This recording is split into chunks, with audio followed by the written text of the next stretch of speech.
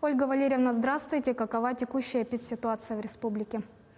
Добрый день, уважаемые жители Республики Саха-Якутия. Текущая санитарно-эпидемиологическая ситуация в республике характеризуется повышенной напряженностью. На настоящий момент указом главы Республики Саха-Якутия Арсением Сергеевичем Николаевым в целях обеспечения безопасности и здоровья граждан на территории республики продлен режим повышенной готовности до 31 октября 2021 года.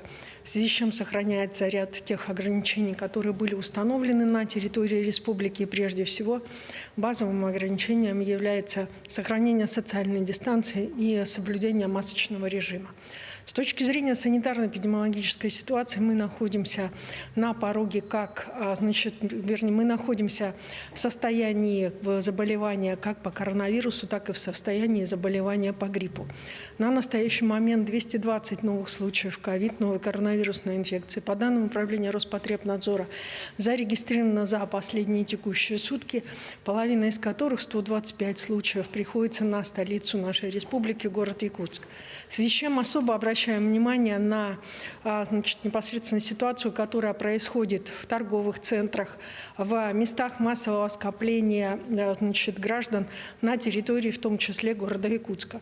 Необходимо обратить внимание на те ограничения, которые остаются и действуют в соответствии с указом главы республики, связанные с ненахождением несовершеннолетних детей в различного рода учреждениях, в различного рода местах массового скопления. Сложной остается ситуация в двух южных районах республики, в Нюрингринском и Хангаласском улусе. Необходимо обратить внимание, что в Нюрингринском улусе сегодня характеризуется 10 новыми случаями, в Хангаласском 9 новых случаев. Аналогичная практически ситуация имеется в Мегино-Кангаласском, Татинском и Чурапчинском улусах, где зарегистрировано по данным Управления Роспотребнадзора 8 новых случаев. Необходимо обратить внимание, что Татинский, Чурапчинский и Намский улусы, где продолжает фиксация и увеличение количества случаев, характеризуются также и низким уровнем вакцинации. И, соответственно, на настоящий момент это и позволяет, этот низкий уровень и темпы вакцинации позволяют достаточно серьезно развиваться заболеванию и, соответственно, и самому вирусу как таковому. В Вилюйской группе улусов продолжается соответствующий рост заболеваний, пока они не вышли на стабилизацию. Соответствующих 7 случаев там зарегистрировано. Имеется соответствующие случаи в Ленском улусе 6, от Валданском и Верхневилюйском по 5 случаев. От 1 до 5 случаев еще зарегистрировано в 9 районах республики.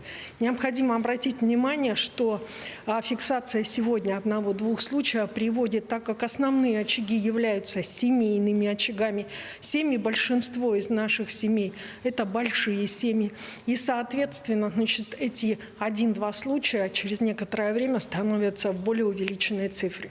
Наиболее сложная сегодня санитарно-эпидемиологическая ситуация в Вилюйском, Верхоянском, Намском, Татинском, Хангаласском и Чурапчинских улусах. На настоящий момент в тяжелом состоянии в республике находится 165 пациентов, из них 30 находятся на аппаратах искусственной вентиляции легких. И главное, о чем мы сегодня говорим, это то, что из 165 пациентов в тяжелом состоянии 164 не вакцинированы. Данная ситуация показывает, и данный анализ показывает, что вакцинирование является тем способом и той формой, которая позволит нам прежде всего не давать возможности вирусу поражать организм полностью. На 4 октября 2025 года в Республике Саха-Якутия достаточно вакцины от новой коронавирусной инфекции.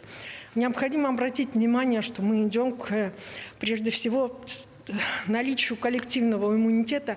И сегодня почти 353 841 человек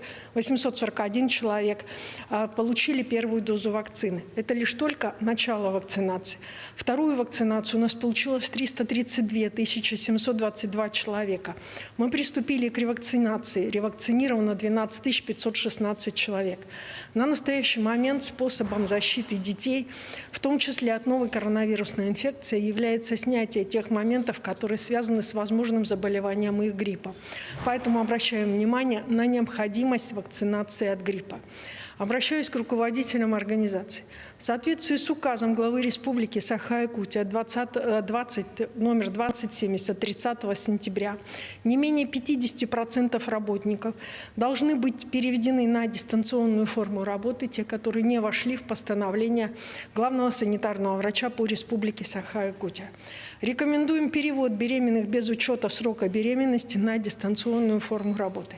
Министерством здравоохранения совместно с Управлением Роспотребнадзора приняты все меры для того, чтобы обеспечить безопасность и быстрое лечение беременных. Тем не менее, необходимо обратить внимание, что на настоящий момент, тогда, когда у нас обращаются беременные с диагнозом ковид, их окружение, родственники, их близкое окружение, соответственно, их коллективы, очень многие не являются вакцинированными, что сегодня и приводит достаточно к тяжелой ситуации.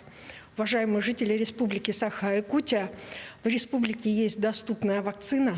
Давайте все вместе сделаем так, чтобы быстрее избежать ситуацию, возникшую на настоящий момент. Вопросы, возникающие по вакцинации, по лекарственному обеспечению, вопросы по наличию коечного фонда находятся на ежедневном мониторинге, и, соответственно, при возникновении их отслеживаются все поступающие заявления и принимаются меры.